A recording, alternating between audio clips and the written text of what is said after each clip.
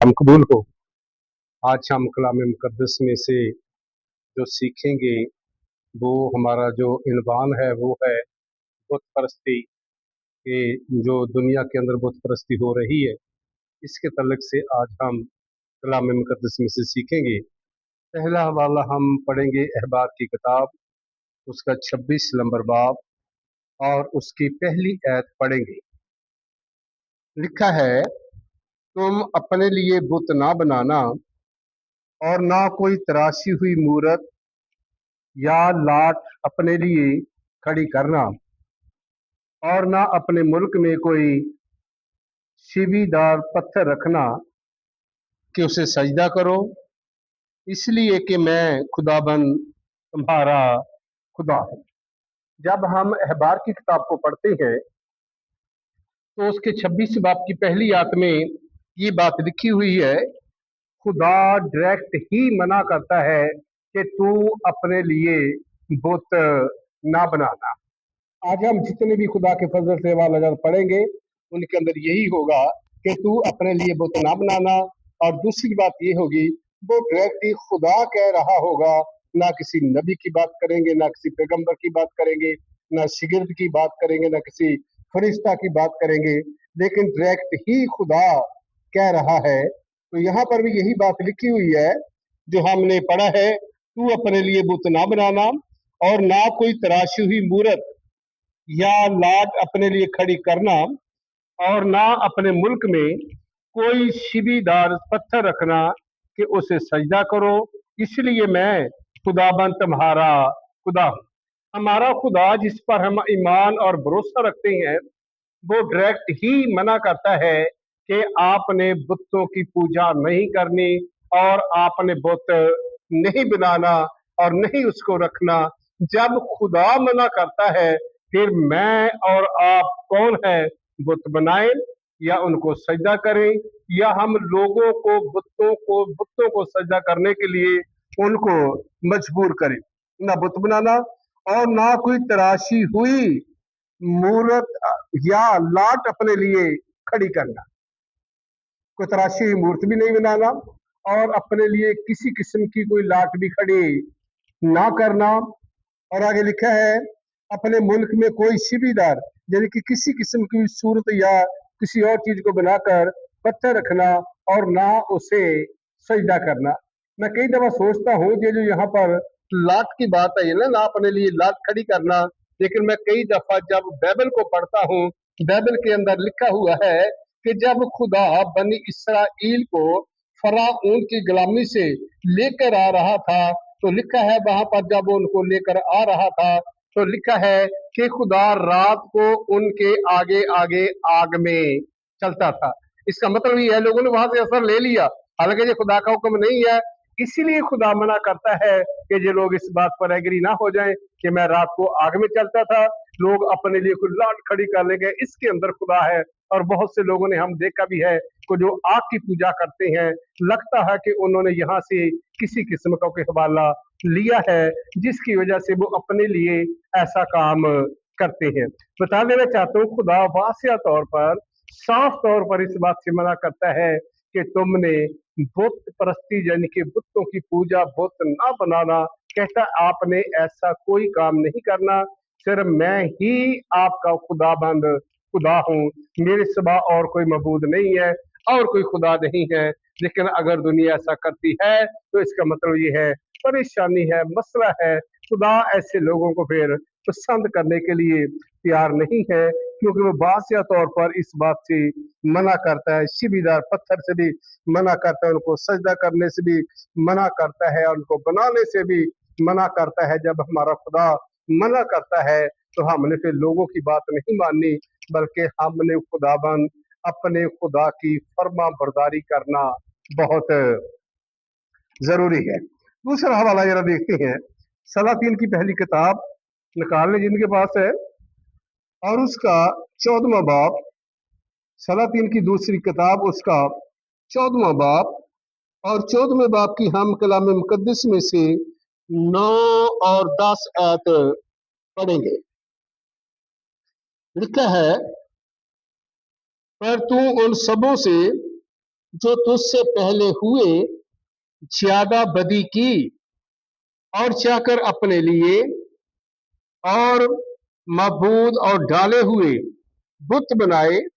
ताकि मुझे गुस्सा दिलाए, बल्कि तूने मुझे अपनी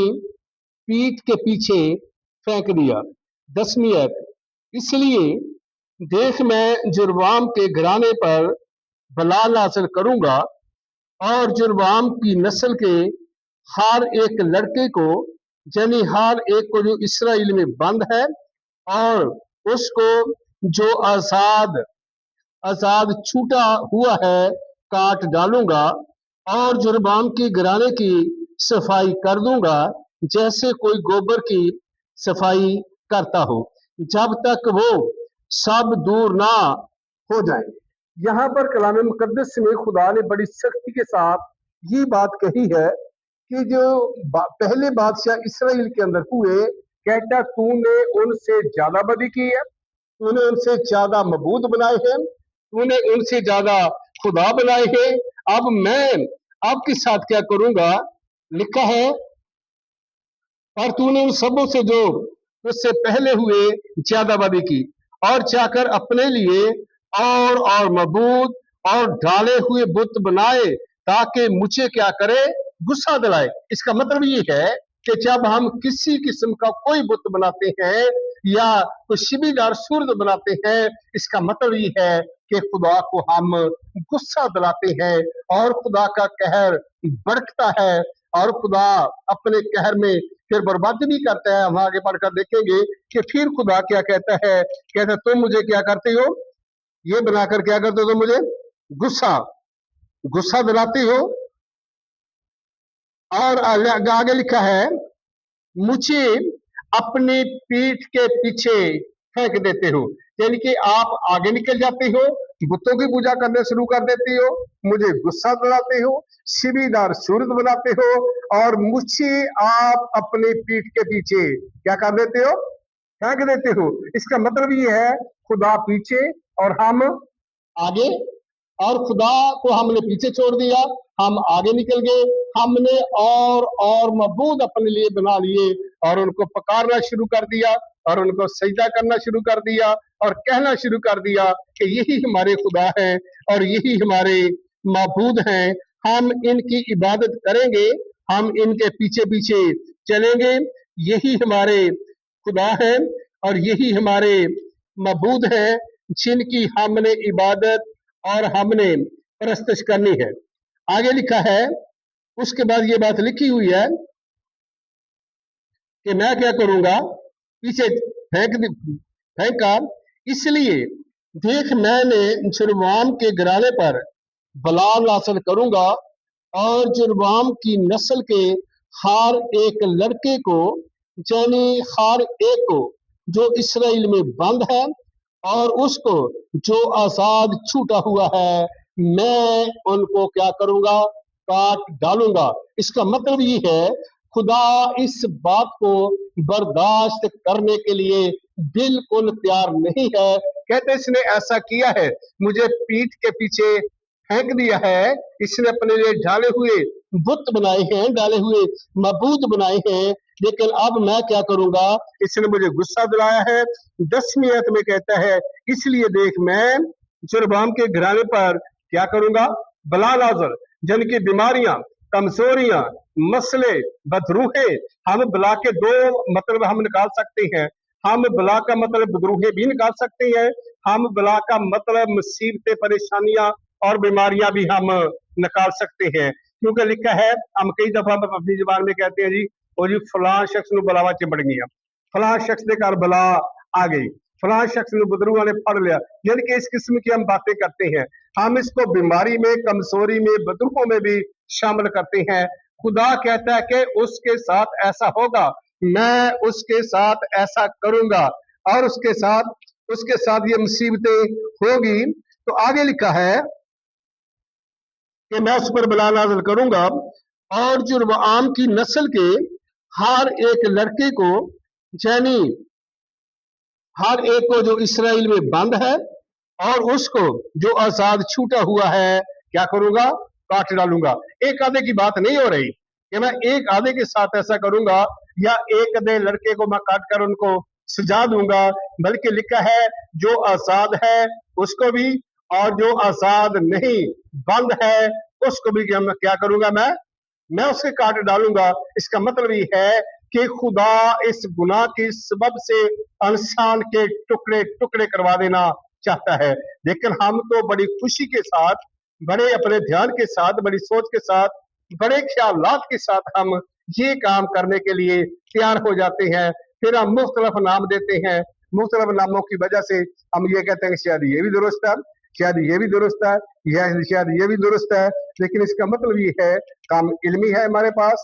पास बाइबल का इल्म नहीं है, या हम कलाम को उस तरीकाकार से पढ़ते नहीं है जिस तरीकाकार से हमें कलाम को पढ़ना चाहिए। मैं क्या करूंगा, छूटा हुआ है काट डालूंगा और जुर्बान के घराने की सफाई करूंगा। क्या जी, जुर्बान के घराने की सफाई से मुराद यही है कि कोई चीज भी पीछे मैं नहीं छोड़ूंगा। किस तरीकाकार से सफाई होगी, लिखा किस तरीकाकार से है, सफाई कर दूंगा जैसे कोई गोबर की सफाई करता हो, जब तक वो सब दूर ना हो जाए। इसका मतलब ये है कि गोबर को हम क्या समझते हैं, गंदगी। जब हम गोबर की अपने घर से सफाई करते हैं ना, हमारी कोशिश होती है कि गोबर का एक टुकड़ा भी पीछे ना रह जाए। सफाई करते अच्छे तरीके से हम झाड़ू से सफाई करते हैं ताकि गोबर पीछे दिखने, हमारे देखने के लिए उसका कुछ भी ना बच सके। इसका मतलब ये है खुदा चाहता है कि कहता है कि अगर तुम बुत बनाओगे, अगर तुम बुत परस्ती करोगे, अगर तुम बुतों के पीछे जाओगे, तो फिर मैं इस घराने को इस तरीकाकार से सजा दूंगा, इस घराने की इस तरीकाकार से मैं सफाई करूंगा जिस तरीकाकार से लोग अपने घर से चपाइयों के गोबर की सफाई करते हैं। इसका मतलब ये है खुदा इसको जो हम उसके लिए उसका दूसरा शरीक खड़ा कर देते हैं, कोई और मबूद खड़ा कर देते हैं। इसका मतलब ये है खुदा इसको बर्दाश्त करने के लिए तैयार। खुदा तो किसी गुनाह को भी बर्दाश्त नहीं करता, लेकिन इसको तो बिल्कुल ही कहता है कि मैं इनके घरों की सफाई कर दूंगा, बेशक बच्चा आजाद हो या बच्चा गुलाम हो, जिनका तल्लक ऐसे लोगों के साथ होगा उनकी बर्बादी बिल्कुल करीब है, सफाई हो जाएगी। सफाई इस तरीकाकार से करूंगा जैसे एक घर के लोग चपाइयों के गोबर की सफाई करते हैं कि इसकी गंदगी पीछे ना रह जाए। मैं आपको आज शाम ये बात बता देना चाहता हूं कि अगर हम ऐसे मसलों में, ऐसी परेशानियों में हैं, तो इसका मतलब ये है कि हमें इनसे निकलना चाहिए, इनसे हमें नफरत करनी चाहिए, हमें बुतों के पीछे भागना नहीं चाहिए। बुत किसी किस्म का क्यों ना हो, किसी का भी ना हो, लेकिन बुत तो बुत ही है, इसलिए हमें बहुत जरूरी है। जैसे खुदा हमें मना करता है कि आपने बुत ना बनाना, ना कोई शिबीदार सूरत बनाना, ना पत्थर रखना, और ना आपने उसको सजदा करना। अगर हम ऐसा करते हैं तो खुदा इसके सख्त खिलाफ है, कहता आपने मुझे पीछे छोड़ दिया है और आप आगे निकल गए हैं, और आपने अपने लिए मुझे पीछे छोड़कर अपने लिए कोई और मबूद तैयार कर लिया है और मबूद अपने लिए रख लिया है। इसलिए मेरे भाइयों और मेरी बहनों, हमें मसीही होते हुए, यीशु मसीह के लोग होते हुए, हमने अपनी नहीं बल्कि हमने खुदाबंद अपने खुदा की मर्जी को पूरा करना है। जिस तरीकाकार से खुदाबंद हमारा खुदा चाहता है, हमने उसी तरीकाकार से उसकी इबादत करनी है और उसके कदमों में बैठना है। खुदा आप सबको अपने कलाम के वसीला से बरकत बख्शी। आमीन।